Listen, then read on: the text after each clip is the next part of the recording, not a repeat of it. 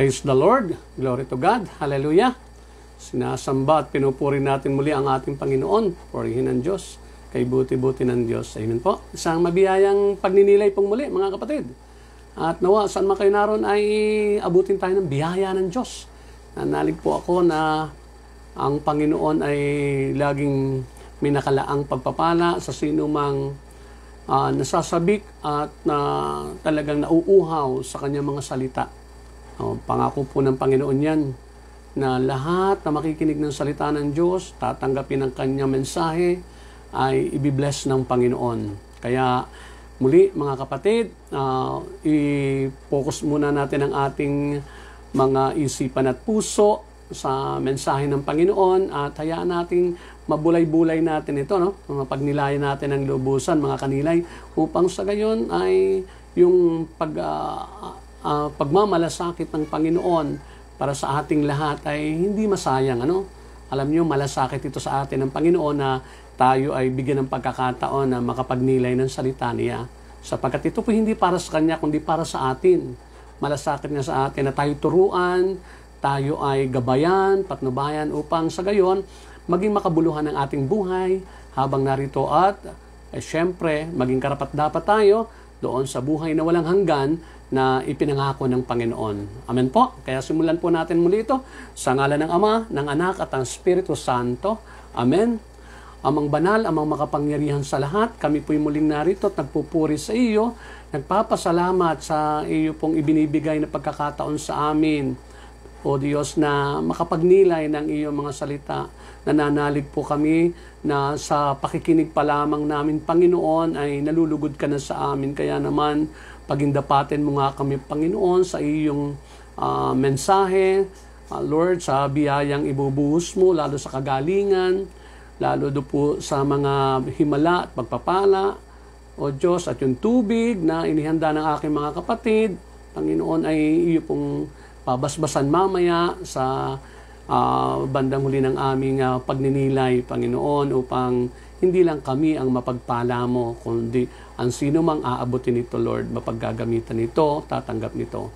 Ama, linisin mo nawa kami sa aming karumihan at hayaan mo, Panginoon, na wala maghari sa amin, O Diyos, kundi ang Espiritu mong banal na siyang magtuturo, maghahayag sa amin ng katotohanan at ng iyong kadakilaan, Panginoon. Ama, inaangkin po namin muli ang tagumpay ng pagninilay na ito sa ikaluluwalhati ng iyong dakilang pangalan. Sa pangalan po ng iyong anak na si Jesus, na kaisa mo naghahari at ng Espiritong Banal, iisang Diyos, noon, ngayon at magpakailanman. Amen at Amen. Sa ngalan ng Ama, ng Anak at Espiritu Santo. Amen. Praise the Lord. Praise God. Okay, muli. Mga kapatid, sa ating pagninilay na ito, ay nais ko pong i-share sa inyo itong natunghayan ko sa Bible na parang talagang bagay sa Pasko. Ito po ay sa Matthew chapter 2, verses 10 to 11. Okay.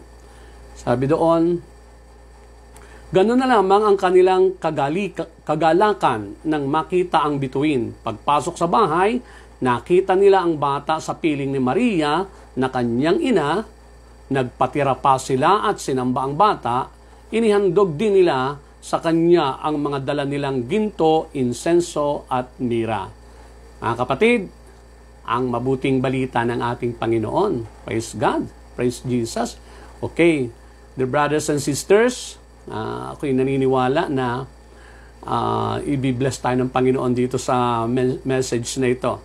Kaya focus lang mga kapatid at nabubuhos ang biyaya, may pamasko tayo sa Panginoon. pero ang maganda niyan, mga kapatid, maintindihan natin na ang Pasko ay birthday ni Jesus. Tama? Birthday ni Jesus yan. So, yung birthday ni Jesus, mga kapatid, dapat tayo nagre-regalo. Tama? Iba po pagka niregaluhan natin ang Panginoon. Kapag ang Panginoon ang niregaluhan natin, naku, maniwala kayo, grabe ang ibabalik sa atin ng Panginoon. Hustong takal, siksik, liglig at umaapaw. Amen?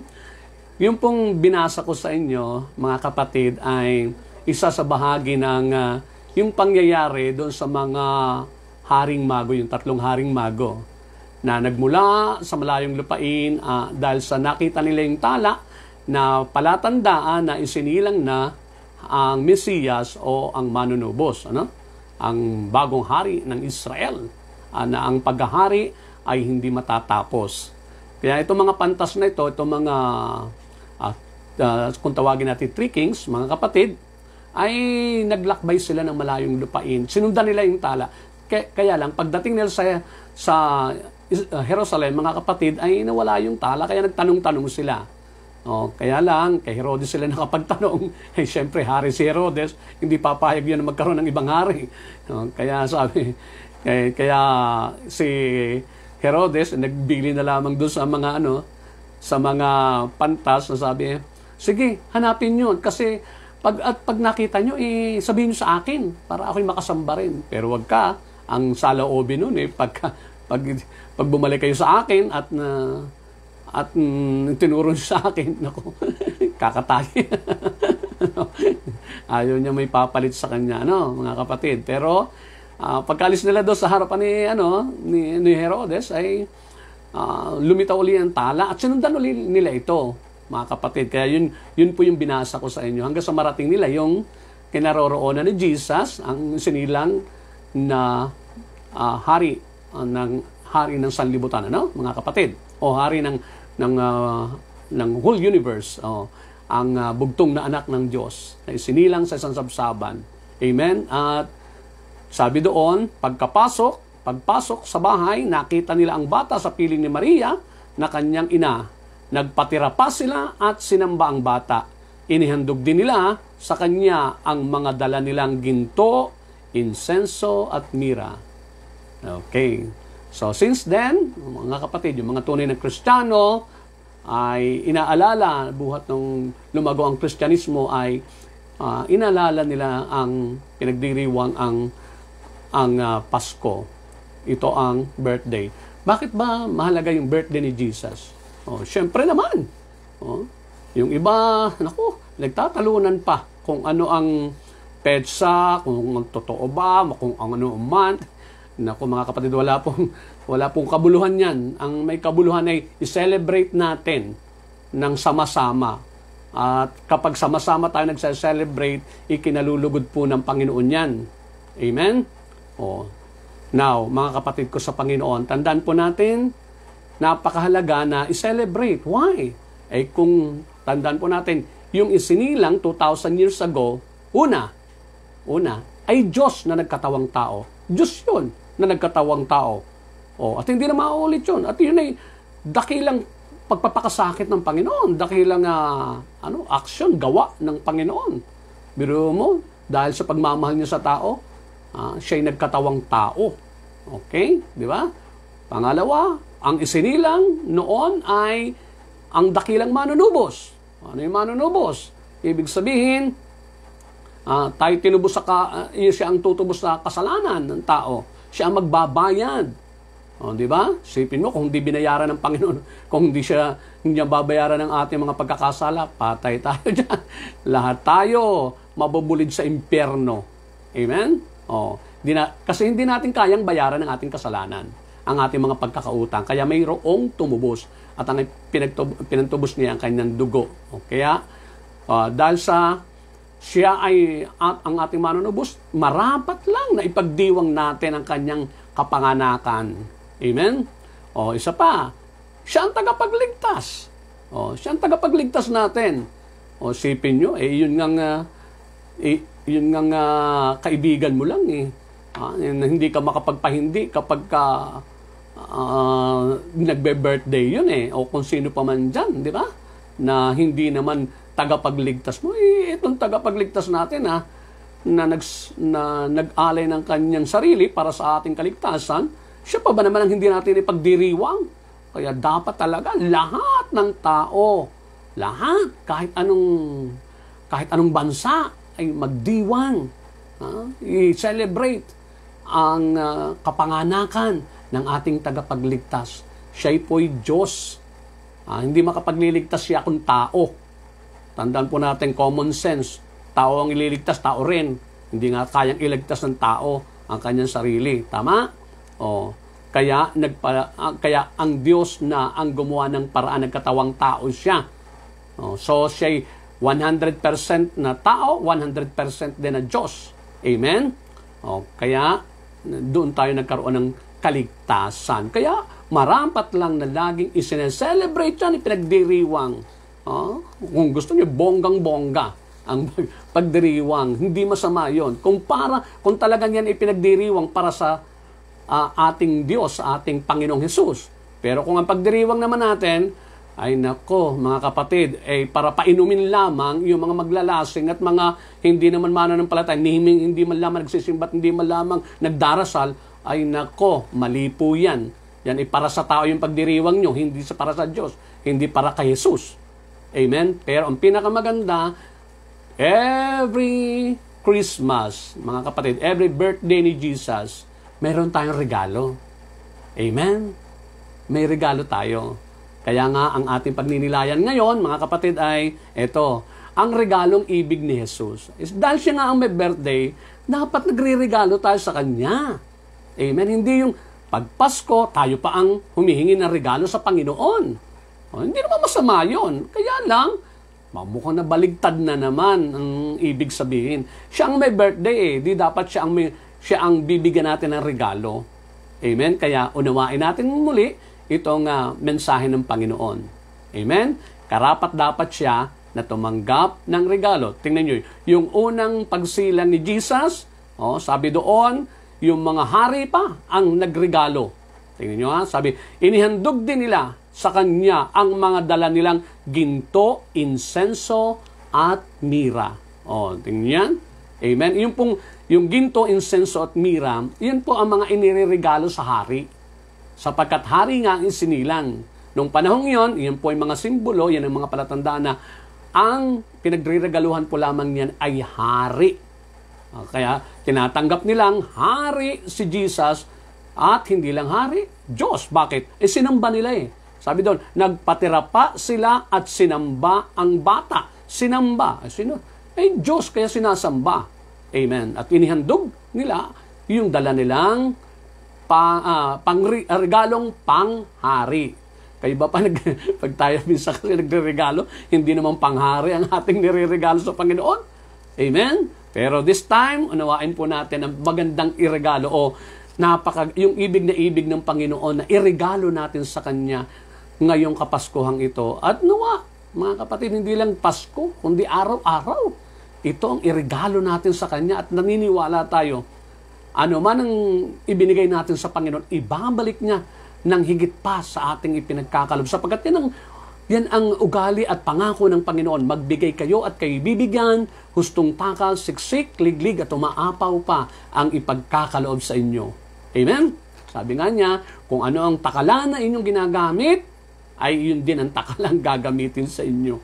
Amen? Ibig sabihin, kung gaano katindi ang inyong pagre-regalo, ganon din ang regalong ang ibabalik sa iyo ng Panginoon. Amen? Okay. So, ating unawaan ito. Yung salitang regalo. Yung salitang regalo. May ilang letra yung regalo. Sinimplify ko lang ito para wag natin malimutan. Yung salitang regalo. R-E-G-A-L-O. Regalo. Ito ang pinakita sa akin ng Panginoon na gustong-gusto ng Panginoon iregalo natin sa Kanya, lalo na sa Kapaskuhang ito, sa birthday niya. Unang-una ito, letter R, yung tinatawag na receive or reception or receive and accept. Yung pagtanggap sa Kanya bilang Panginoon at tagapagligtas. Yun ang regalo mo, yung talagang, Lord, ito ang regalo ko sa iyo, tinatanggap kita ng buong buo sa puso ko bilang Panginoon ko at tagapagligtas. Kuha nyo? Yun ang gustong-gusto ng Panginoon. Yung talagang taimtim sa puso natin, taimtim sa kaloob-looban natin, na tinatanggap natin siya bilang Panginoon at tagapagligtas. At ito naman sabi niya, mga kapatid, subalit ang lahat ng tumanggap, sabi sa John chapter 1 verse 12, subalit ang lahat ng tumanggap at sumampalataya sa Kanya ay binigyan niya ng karapatang maging mga anak ng Diyos. Tingnan nyo, ang sukli, kapag tinanggap natin siya, yung we receive, letter R, we receive talaga Jesus as our Lord and Savior. Ang ganti niya, anong ibabalik sa atin niya? Kaya nga sabi ko po sa inyo, siksik liglig at umaapaw eh. Bakit? Ituturing tayo mga anak ng Diyos. Isipin nyo kapag anak tayo ng Diyos, dahil doon sa ating pagtanggap sa Kanya bilang Panginoon tagapagligtas, aba, ikaw na ang pinakang mayaman. Ikaw ang pinakamataas ang posisyon sa mundong ito. Bakit? Ay kasi nga, anak ka ng kataas-taasan. Anak ka ng Diyos na buhay. Amen? Ay maliwanag ang sinabi ng Panginoon. Subalit ang lahat ng tumanggap, receive. Oh, amen? Receive. Sabi, lahat ng tumanggap at sumampalataya sa Kanya, ay binigyan niya ng karapatan. O, si Jesus na magbibigay, siya magsusukli, ay binigyan niya ng karapatan na maging anak ng Diyos. Maging mga anak ng Diyos. Amen? Sana naintindihan. Alam nyo kasi, tandaan natin, iba pa rin ang trato. Bagamat lahat ay mahal ng Diyos. Tama? Lahat ay mahal ng Diyos. Pero iba ang turing. Natural naman yan eh. Common naman talaga yan eh. Iba ang turing sa anak kaysa hindi anak. Kahit pa parehong mahal. Halimbawa, meron kang pamangkin sa bahay na nakatira sa iyo. Meron kang anak. Magkalaro sila. Magkasigidad. Kahit pa nga, mas gwapo pa yung pamangkin mo kaysa sa anak mo. Pero, when it comes sa damdamin at pagpapahalaga, tatandaan po natin, iba pa rin ang trato mo sa sarili mong anak. Kahit pa mas gwapo ang itsura noong itsura lang yon. Pero yung katotohanan ng anak mo siya. Amen? At yung isa'y pamangkin mo lang. Ay, kahit pa pareho mo silang mahal. Pareho silang masipag, pareho silang mabait, pero iba pa rin yung anak. Kuha nyo, yun pa rin ang priority. Pag umiyak parehas yan, sigurado, ang unang bubuhatin mo bilang ikaw ang nanay, bilang ikaw ang ama, sigurado ang una mong bubuhatin at papangkuhit, yayakapit, patatahanin ay ang sarili mong anak. Yun ang ibinibigay ng Panginoon sa sino mang tao na tatanggap sa Kanya bilang Panginoon sa kanyang buhay. Amen? Bilang Panginoon ang tagapagligtas sa kanyang buhay. Klaro po mga kapatid ko sa Panginoon? Kaya, yun ang gusto ng Panginoon na regalo natin yon. Yung pagtanggap sa Kanya. Yung reception natin, yung nire-receive natin siya. Yung pagtanggap natin sa Kanya ng buong buo. Yun ang gusto niya. Hindi ka na nag-aalinlangan na siya na talagang idinideklara mo na, Lord, from now on, you are my Lord and my Savior. My Lord and my Savior. So, ang palatandaan na talagang tinanggap mo ay yung bang pag sinabing Lord, sinusunod mo kanyang kalooban. Di ba? Ganun ang Panginoon eh. Ganun ang ibig sabihin ng pagiging Panginoon. Ang pag tinawag mo, kapag ang isang tao ay ginawa mong Panginoon mo, Lord mo, ang kasunod niya susunod ka. Amen? Kasi Panginoon mo eh. Hindi na ikaw masusunod, kundi yung iyo ng Panginoon. Amen? At kung tinanggap mo siya bilang tagapagligtas, no worry na dapat. Hindi ka na dapat nag-aalala. Amen? Bakit? Sapagkat, tandaan po natin. Tandaan natin. Ang pag-aalala ay tanda na hindi mo tinatanggap si Jesus bilang tagapagligtas. Kasi, naghahanap ka pa ng ibang magliligtas doon sa iyong inaalala eh. Amen? Pero pag tinanggap mo si Jesus, hindi ka mag-aalala kasi meron nga kang tinanggap mong tagapagligtas, siya nga magliligtas sa iyo eh. Kaya papanatag ka lang. Kahit marami pa ang umuusig sa iyo, kahit marami pa ang nagbabanta sa iyo, nagsasalita ng kung ano-ano, nananakot sa iyo, hindi ka matitigatig. Bakit? Kasi may tagapagligtas ka eh. Para ano pa tinanggap mong tagapagligtas kung ikaw ay hindi rin para siya ang aasahan mo na magligtas sa iyo. Amen? Yun po ang ibig sabihin ng reception or receive, yung pag-receive mo kay Jesus, yung pag-accept mo sa Kanya bilang Panginoon. Kasi nga anak ka na. Di ba yung anak, ang magliligtas, lagi ang nagliligtas sa iyong magulang? Tama? Lagi ang nagpo-provide ng kanyang pangangailangan, ay magulang. Ganun yun. Nawa maunawaan nating mainam. Kaya yun ang unang-una. Yun ang gustong-gustong regalo, pinaka-number 1 na regalo na hinihintay ng Panginoon sa kanyang birthday. Yung talagang tanggapin mo na siya, yung pagtanggap sa kanya bilang Panginoon at tagapagligtas. Reception or receiving or accepting. Amen? Next is ito, letter E. Ito naman, letter E. Yung tinatawag na entrustment. Yung ine-entrust mo ang iyong sarili sa Kanya. Lord, eto po, pinagkakatiwala ko po ang aking sarili sa iyo. Lahat-lahat. Mula ngayon, bahala ka na po sa akin. Inihahabiling ko sa iyo, ini-entrust. Ibig sabihin ng ini-entrust, ipinagkakatiwala. Amen? Parang isang bagay na inilalagay mo sa palad ng Panginoon. Yun ang gusto ng Diyos. Tingnan niyo, sabi nga dito, 1 Peter chapter 1 verse 7, chapter 1 Peter chapter 5 verse 7. Ipagkatiwala ninyo sa Kanya ang inyong mga alalahanin sa buhay sapagkat Siya ang nagmamalasakit sa inyo. Yung ipagkatiwala, yun ang gusto ng Panginoon eh. Yung lahat ng alalahanin mo, lahat ng worries mo, pati na yung kinabukasan mo, ay ipinagkakatiwala mo sa Panginoon. Amen? Bakit? May kapasidad kasi, ang Panginoon kasi katiwa-tiwala. Bakit? Nag-aalinlangan ka pa ba? Na hindi niya kayang protektahan ka, hindi niya kayang buhayin ka, habang nabubuhay, habang sa huling sandali ng buhay mo, hindi kayang ipagkaloob ng Panginoon. Tingnan niyo sabi ng Panginoon sa Philippians chapter 4 verse 19. Sabi niyo, at bungat sa kayamanan ng Diyos na hindi nauubos, ipagkakaloob niya sa inyo ang lahat ng inyong pangangailangan sa pamamagitan ni Kristo Jesus. Tingnan niyo, sa pamamagitan ni Kristo Jesus. Amen? Tapos hindi mo pagkakatiwala, sagot tayo ng Diyos. Yun ang gusto ng Panginoon, yung buong pagtitiwala, yung ini-entrust mo sa Panginoon ang lahat ng worries mo, lahat ng iyong isipin, lahat ng iyong kabalisahan. Yan ang gusto ng Panginoon. Hindi yung Paskong-Pasko, nakasimangot ka. Paskong-Pasko ay punong-puno ka ng takot, pangamba.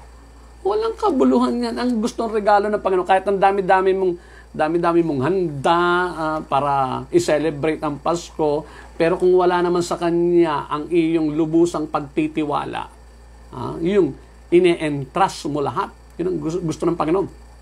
I-entrust natin lahat ang buo nating buhay sa Kanya. Amen. Kaya nga sabi ng Panginoon sa Romans chapter 10, verse 11, sinabi nga ng kasulatan, ang sino mang nagtitiwala sa Kanya ay hindi mapapahiya. Ang sino mang nagtitiwala sa Kanya, those who trust in the Lord will not be put into shame. Sabi, hindi ka mapapahiya. Ibig sabihin, hindi Kanya ibibitin. Hindi Kanya ilalaglag. Amen? Basta nagtiwala tayo ng lubusan, ipinagkatiwala natin, in-entrust natin sa Kanya, Lord, bahala ka na. Kung pinauubaya ko na sa iyo yan. Bahala ka na sa anak kong yan. Bahala ka na sa asawa kong yan. Bahala ka na doon sa problema namin. Bahala ka na. Amen? Yun ang ini-entrust mo. Maliwanag po. Yun ang gustong regalo ng Panginoon, entrustment. Yung ini-entrust mo sa Kanya. Ang lahat-lahat ng iyong alalahanin. Amen? Yung buong buo mong ipinagkakatiwala sa Kanya. At sigurado yan, nakangiti ang Panginoon. Amen? Okay. Next is ito. Letter G. Ito. Ang gustong regalo ng Panginoon yung glorification. I-glorify mo siya. Ano yung i-glorify mo siya? Ibibigay mo sa Kanya yung luluwalhatiin ba siya? Luluwalhatiin. Sabi ng Panginoon ito sa John chapter 12 verse 23. Sumagot si Jesus, dumating na ang oras upang luwalhatiin ang anak ng tao. Yun ang gusto ng Panginoon eh. Kasi nga, ang lahat nga ng kaluwalhatian ay sa Diyos. Kaya dapat sa Kanya natin ibinibigay. Kaso, maraming tao, yung glory, yung luwalhati, ay ibinibigay kung kani-kanino. Ang galing-galing magparangal sa iba, ang galing-galing magluwalhati sa iba, di ba?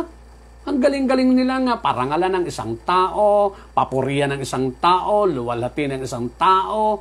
Amen? Lalo na ang sarili. Minsan, ipinagmamalaki yung sarili. Ay nako, mga kapatid, sabi nga ng Panginoon, 1 Corinthians chapter 1, verse 31, kung gusto niyo magmalaki, ang Diyos ang inyong ipagmalaki. Amen? Oh, yun ang gusto ng Panginoon, glorification. I-glorify natin ang Diyos. Amen? Yun ang gusto niya, regalo. Kaya tingnan nyo, noong si Jesus ay isinilang, ano ang sigaw ng mga anghel do sa mga narinig ng mga pastol? Luwalhati sa Diyos sa kaitasan at sa lupa'y kapayapaan sa mga taong kinalulugdan niya. Oh, amen? Yun ang kinakanta natin sa misa eh. Luwalhati sa Diyos sa kaitaasan. Di ba? Amen? Yun po'y kinuha doon sa Luke chapter 2. Oh, yun. Yun ang sinabi ng Panginoon doon. Yun ang sigaw ng mga anghel. Luwalhati. Glory to God in the highest. Kuha niya? So, yun ang gusto ng Panginoon, iluwalhati natin. Ay kung yung mga anghel ay nagsalita ng luwalhati sa Diyos, kay Jesus, di how much more tayo? Kung yung mga anghel nga umaawit ng luwalhati sa Diyos, tayo pa kaya ang hindi Kaya kapag ang isang tao hindi marunong umawit ng luwalhati sa Panginoon, hindi nagpupuri sa Diyos, mga kapatid ko sa Panginoon, nakakalungkot yan. Hindi niya naiintindihan ang Pasko kung sino yung nagdiriwang ng Pasko o ng birthday, sino may birthday sa Pasko. Sabi sa Revelation chapter 5 verse 12 to 13, pakinggan niyo mabuti. Umaawit sila ng malakas. Ang korderong pinatay ay karapat-dapat tumanggap ng kapangyarihan, kayamanan, karunungan, kalakasan, kaluwalhatian, papuri at parangal. Tingnan niyo. Sabi doon, at narinig kong umawit ang bawat nilikha nasa langit, nasa lupa, nasa ilalim ng lupa at nasa dagat, lahat ng mga naroroon. Ito ang sinabi, sa nakaupo sa trono at sa kordero ang papuri at karangalan, kaluwalhatian at kapangyarihan magpakailanman. Di ba? Kaya yun ang magandang regalo sa Panginoon. Sa kanyang birthday. At dapat araw-araw binibigay talaga natin kay Lord kasi para sa kanya lahat yan. Sa kanya nga lahat yan eh. Walang dapat umaangking yan. Amen? Kaya yung mga mayayabang, nako mga kapatid, yung pinagmamalaki ang sarili niya, yung kanyang mga nagawa, yung mga achievement niya, yung mga naitulong niya, nako mga kapatid, nakakalungkot yan. Hindi mo naiintindihan, hindi mo magagawa yan kung wala ang tulong at habag grasya ng Panginoon. Lahat yan, biyaya lang ng Diyos. Kaya dapat ibinabalik natin sa Diyos ang lahat ng papuri, ang lahat ng parangal, ang lahat ng pagluwalhati ay dapat irigalo natin sa Panginoon. Amen? Nawa, maintindihan po natin. Wala po tayo may pagyayabang. Sabi nga sa Jeremiah chapter 9 verse 23, kung gusto nyo magmalaki, mga kapatid, baka akala ninyo yung mga hirap, yung mga achievement nyo ay dahil sa inyo. No, yan ay dahil sa Panginoon. Ano mang tinanggap natin, ano man nangyaring mabuti sa buhay natin, tandaan po natin, gawa ng Diyos yan. Ang Diyos ang nasa likod niyan kung bakit nangyari yung mabuting yan, sapagkat walang mabuti na manggagaling sa diablo. Lahat ng kabutihan galing sa Diyos. Amen. At lahat ng mabuting tinanggap natin, ano man yan, material man, spiritual, tandaan po natin, galing sa Diyos yan. Kaya ang kaluwalhatian ay ibalik natin sa Kanya, lalo sa ating Panginoong Yesus. Amen? Na birthday niya sa darating na Paskong ito. Regaluhan natin siya ng mga papuri. Kaya nga kami pagka Noche Buena, mga kapatid, nagpipray kami, papasalamat kami sa Panginoon na talagang binigyan kami ng lahat-lahat ng biyaya. Maliwanag po sa aming isipan, sa aming puso, aming kalooban na lahat ng nangyaring mabuti, gawa ng Diyos. At lahat ng tinanggap naming mabuti, the whole year, mga kapatid, ay galing sa Panginoon. Kaya marapat lamang na sa Kanya ihandog ang lahat ng papuri at pagluwalhati at pasasalamat. Amen? Okay, nawa, maunawaan natin mabuti yan. Okay, letter A sa regalo. Eto, adoration, pagsamba. Yan ang napakagandang ihandog natin sa Panginoon this coming, yung adoration. Ang adoration po kasi, mas malalim kaysa worship. Yung worship, ang adoration po ay may kasamang worship at may kasamang pagmamahal. Yun, combination. Kapag inador mo, pag inador mo ang Panginoon, ang ibig sabihin niyan, sinasamba mo siya, kinikilala mo ang kanyang pagkadiyos, nagpapasakop ka sa kanyang pagkadiyos, at minamahal mo pa siya. Yun. Kaya adoration ang napakagandang ihandog sa ating Panginoon. Tingnan nyo, di ba doon sa ating binasa, doon sa ating binasang mabuting balita, ito, sabi sa Matthew chapter 2, verses 9 to 11, pagkarinig sa bili ng hari, sila'y nagpatuloy sa paghahanap. Ang bituin na nanguna sa kanila mula pa sa silangan ay tumigil sa tapat ng kinaroroonan ng bata. Ganun na lamang ang kanilang kaganakan ng makita ang bituin. Pagpasok sa bahay, nakita nila ang bata sa piling ni Maria na kanyang ina. Nagpatira pa sila at sinamba ang bata. Amen. Mga kapatid, ito ang gusto ng Panginoon na regalo natin. Pagsamba. Regaluhan natin siya ng pagsamba. Hindi yung naghahalak-hakan lamang tayo dyan pag Pasko, kung ano-ano, minsan nga, video okay ng video okay. Minsan yung mga kinakanta pa nga, labag pa sa kalooban ng Panginoon, bumibirit pa, pero hindi kalugod-lugod yung kanilang mga kinakanta sa Panginoon.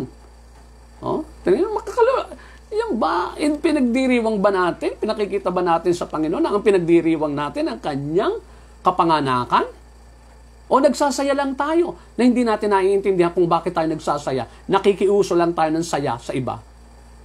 Magnilay po tayo mga kapatid.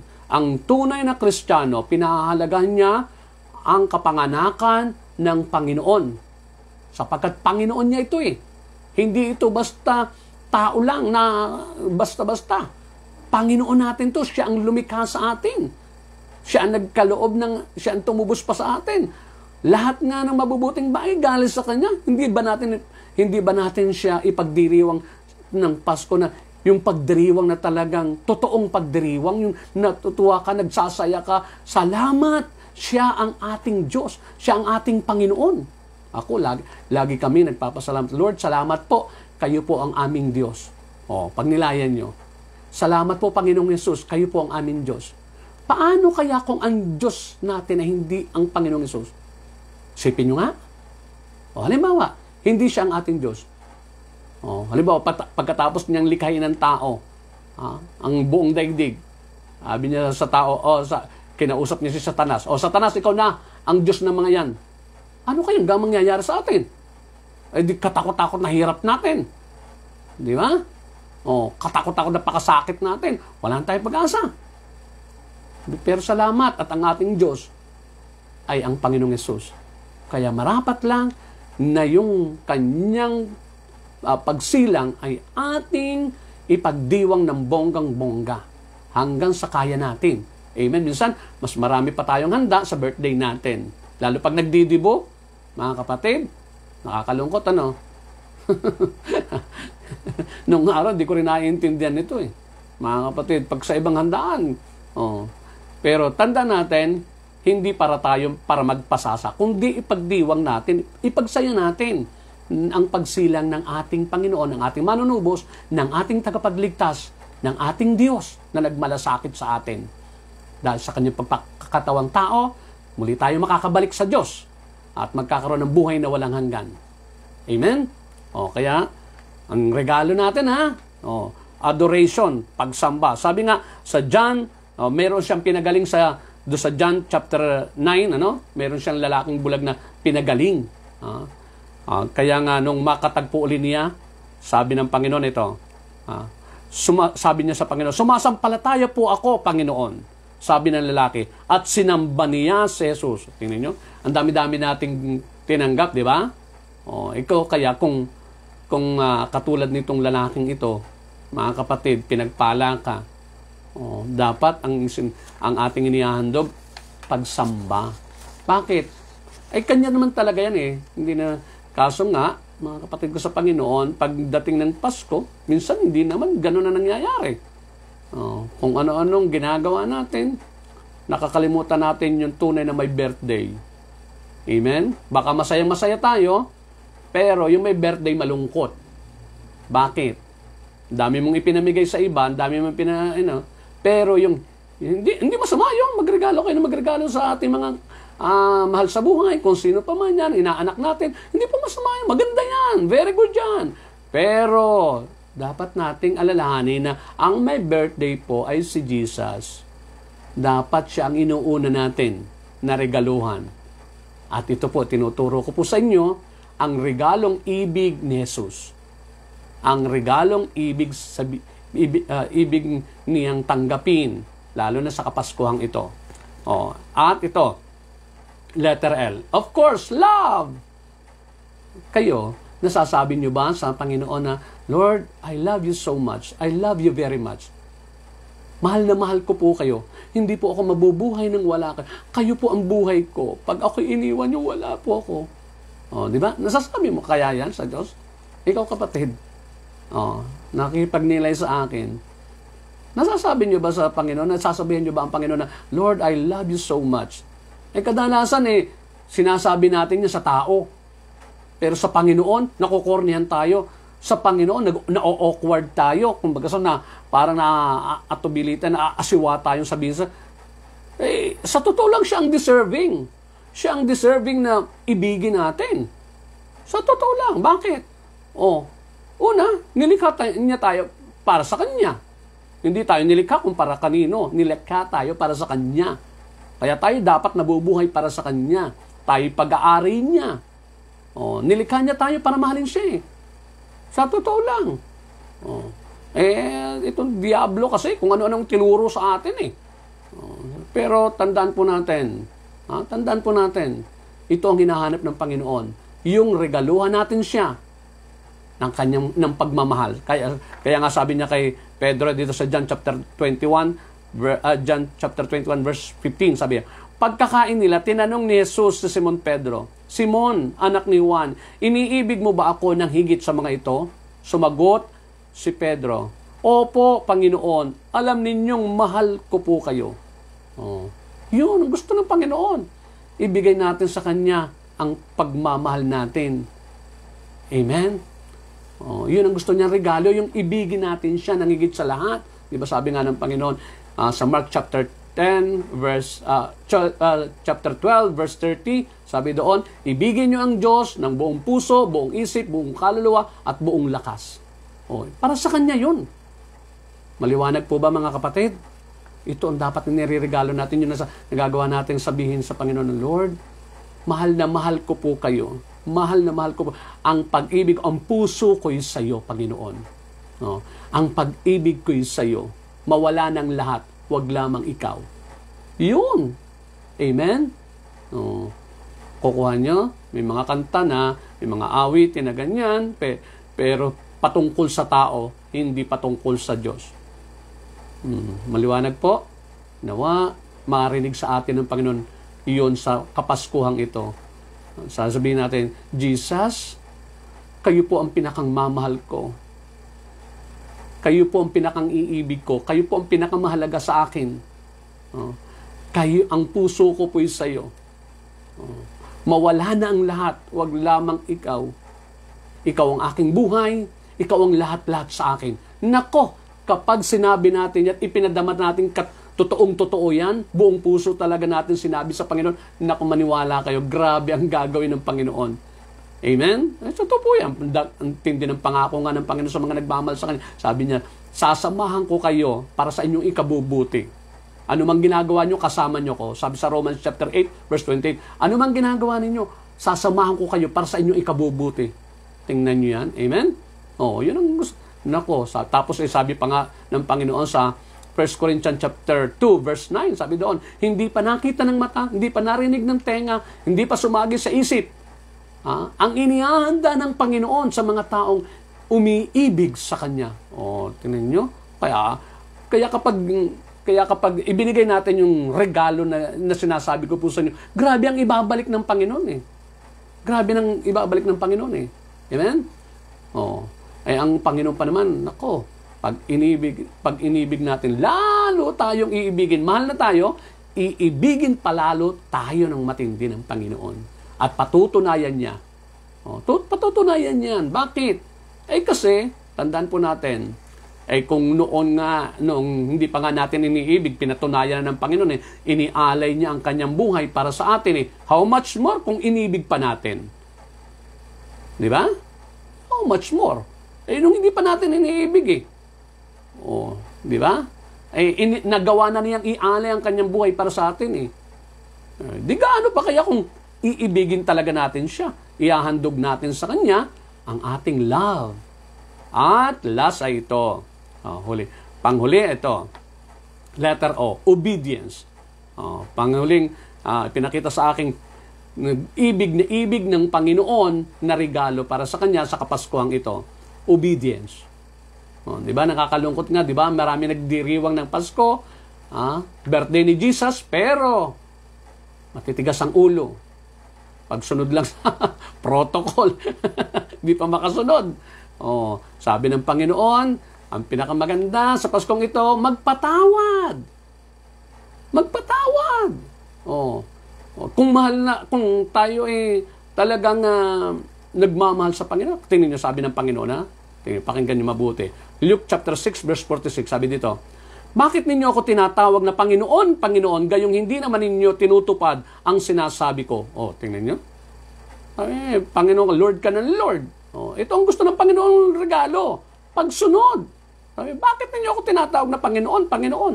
Gayong hindi naman ninyo ginagawa o tinutupad ang sinasabi ko. Ang gusto niyan regalo, pagsunod, obedience. Kaya sa Kapaskuhang ito, dapat, mga kapatid, habang nagdiriwang tayo ng kanyang birthday, nasasabi natin, Lord, ito po ang regalo ko sa iyo. Susundin ko po ang kalooban mo. From now on, magiging sunod-sunuran ako sa iyo. Kahit mahirap magpatawad, magpapatawad po ako dahil gusto ko, regalo ko po sa iyo ang pagsunod ko. Subukin nyo lang gawin yan. At nako, ang tindi ng gagawin ng Panginoon. Di ba sabi ng Panginoon, ang masunurin, ito, sabi ng Panginoon, pagpapalain niya sa lahat ng kanyang gagawin. Sabi niya sa James chapter 1 verse 25, sino mang tumutupad ng mga salita niya, ng mga utos niya, ay pagpapalain niya sa lahat ng kanyang gawain.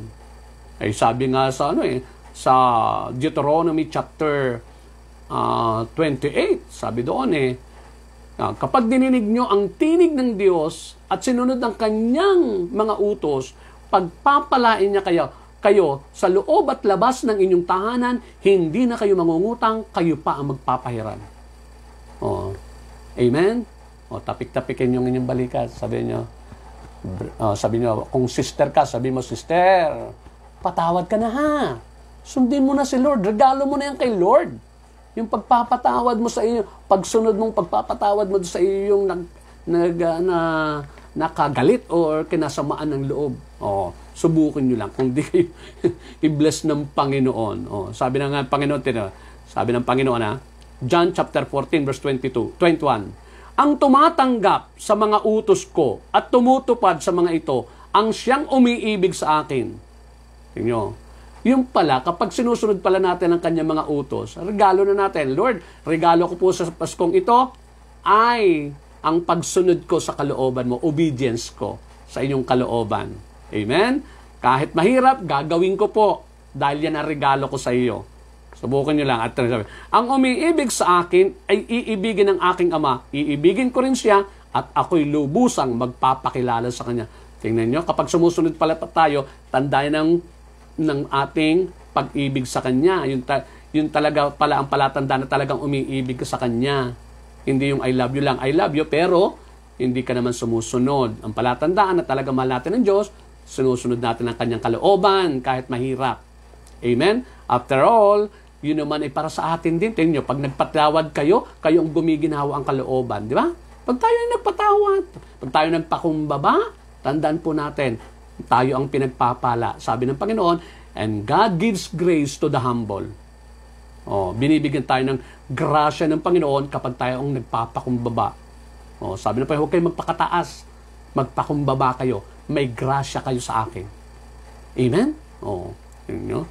Sabi ng Panginoon ito, sumagot si Jesus, John chapter 14, verses 23 to 24, ang umiibig sa akin at ay tumutupad ng aking salita, iibigin siya ng aking Ama at kami pupunta at mananahan sa Kanya. Tingnan nyo, mananahan pa. At ang hindi tumutupad sa aking mga salita ay hindi umiibig sa akin. Tingnan nyo, talagang palatandaan nga ng pag-ibig ay yung pagsunod. Kaya napakalaga ng iririgalo natin sa Panginoon ay yung ating obedience, yung ating pagiging masunurin.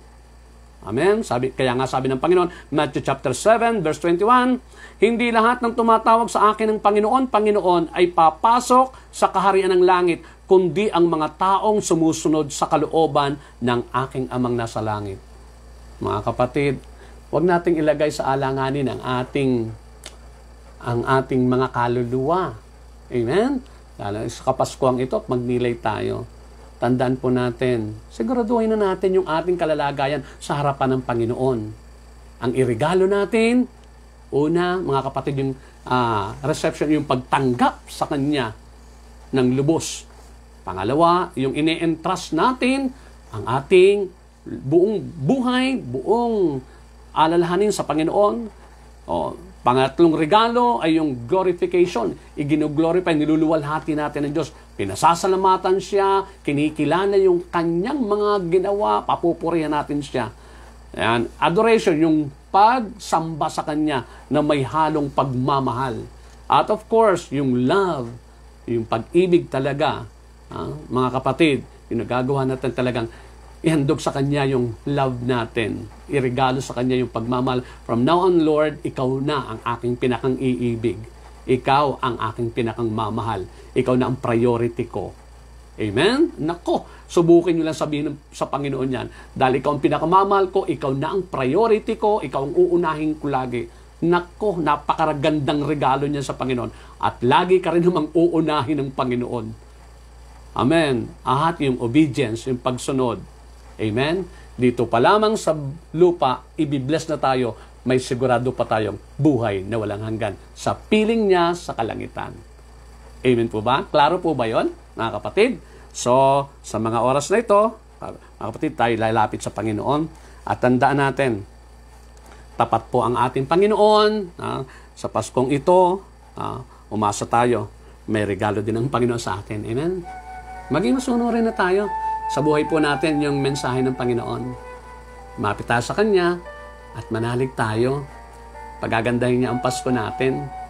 Amen? Yung memorable na Pasko. Bakit? Maluwag yung kalooban. Kasi sumunod Isinabuhay yung Kanya narinig. Iniregalo sa Panginoon yung tunay, yung pinakamagandang regalong ibig na ibig ng Panginoon. Amen? Now, mga kapatid, tandaan po natin, sabi nga sa Bible, obedience is better than sacrifice. Maraming tao nagregalo sa simbahan, di ba, naghahandog sa simbahan, pero hindi naman sumusunod sa kalooban ng Panginoon. Sayang, hindi rin nalubos ang Diyos. Amen? Okay? Tayo lumapit sa Panginoon at tayo humingi ng patawad sa Kanya. Ama, sa pangalan po ng iyong anak na si Jesus, muli kaming lumalapit, nagmamakaawa po sa iyo. Alang-alang po sa iyong anak na si Jesus, na isinilang 2,000 years ago, para sa aming lahat. Hindi niya kinatakutan ang anumang magaganap sa Kanya, sa Kanyang pagiging tao. Hindi niya inatrasan ang anumang dadaanan niya sa buhay na ito, dito sa mundong ito. Bagamat siya'y Diyos, Panginoon, sinakripisyo niya ang sarili niya, nagkatawan tao siya. Lord, nawa, sa Kapaskuhang ito, Panginoon, tulungan mo kaming lahat na mairigalo namin sa iyo yung ikinalulugod mong regalo, yung ibig mong regalo na ihandog namin sa iyo.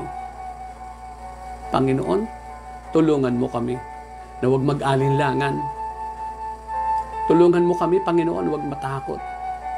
Tulungan mo kami, Panginoon, maibigay lahat namin sa iyong aming pagtitiwala. Lord, sa oras na ito, kami po humihingi ng tawad sa lahat ng mga pagkukulang namin. Madalas talaga, yung para sa iyo hindi namin maibigay. Matagal na, pero hanggang ngayon di pa rin namin naipagkakaloob sa iyo. Gayong para sa iyo naman yan, patawarin mo kami. Minsan nga yung para sa iyo ay inaangkin pa namin. Patawad po, Lord. Patawarin mo po kami. Sa birthday mong ito, Panginoon, nawa, baguhin mong isipan namin ang aming puso at may pagkalob nga namin sa iyo, Panginoon, ang mga narinig namin na gusto mong regalo namin para sa iyo. Lalo na nga, ang pag-ibig sa iyo at ang pagsunod sa iyong kalooban, ang pagsamba, ang pagtitiwala, Panginoon, at ang ganap na pagtanggap sa iyo bilang Panginoon namin at tagapagligtas na makikita sa aming pamumuhay. Lord, I pray, Lord, gawin mo ng regalo sa mga kapatid ko na may karamdaman ang kanilang kagalingan. Lord, please, sa Kapaskuhang ito, alam naman namin, Panginoon, mas madalas kaysa hindi, kayo po ang nagbibigay sa amin ng regalo. Sa Kapaskuhan, lagi kayo may papasko sa amin. Kaya, Lord, I pray, Panginoong Jesus, sa iyong dakilang pangalan, kami po'y humihingi, pagalingin ang mga may karamdaman. Lalo yung mga kanilay ko ngayon, Panginoon, at ang kanilang mga mahal sa buhay, na tinataas ngayon. Please. At yung tubig, Lord, pagpalain mo. Daluyan mo po ito ng pagpapagaling, hindi lamang sa kanila, kundi sa mga mahal nila sa buhay, mga kaibigan nila na mayroong karamdaman. O anumang pinagdaraanan, gamitin mo pong instrumento mo ito, Panginoon, para maranasan nila ang iyong pagmamahal, ang iyong kadakilaan, ang iyong pag-ibig, ang iyong mga biyaya, ang iyong pagpapalaya, ang iyong mga himala. Wala naman pong imposible sa iyo, Panginoon. Mahabag ka po, maawa ka po sa amin, Panginoon. Maawa ka po, Lord. Maawa ka po lalo sa mga kapatid ko, Lord, na nahihirapan sa Kapaskuhang ito, malungkot, lalo yung mga malayo sa kanilang mga mahal sa buhay. Panginoon, aliwin mo po sila. Pasayahin mo sila sa Pasko. Padama mong naroon ka, kapiling ka, at hindi dapat silang malungkot sapagkat naroon ka sa kanilang piling, sa kanilang tabi.